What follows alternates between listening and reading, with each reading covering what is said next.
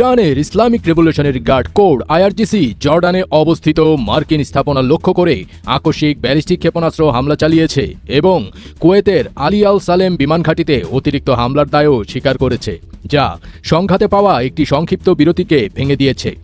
Iran যুদ্ধ নিয়ে ট্রাম্পের শীর্ষ উপদেষ্টাদের মধ্যে মতবিরোধ, বিরক্ত মার্কিন প্রেসিডেন্ট। ইরানের সঙ্গে টানা 6 মাসের যুদ্ধ নিয়ে মার্কিন প্রেসিডেন্ট ডোনাল্ড ট্রাম্প ক্রমেই বিরক্ত ও হতাশ হয়ে উঠেছেন।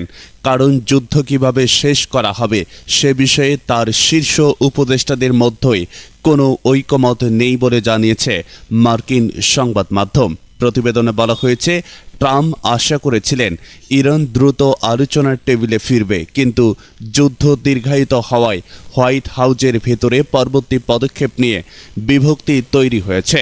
ট্রাম্পের এক ঘনিষ্ঠ মিত্র নাম প্রকাশ না করার শর্তে এনবিসিকে বলেন, প্রেসিডেন্ট এত দীর্ঘ সংঘাতের জন্য প্রস্তুত ছিলেন না। তিনি বলেন, প্রেসিডেন্ট খুবই বিরক্ত।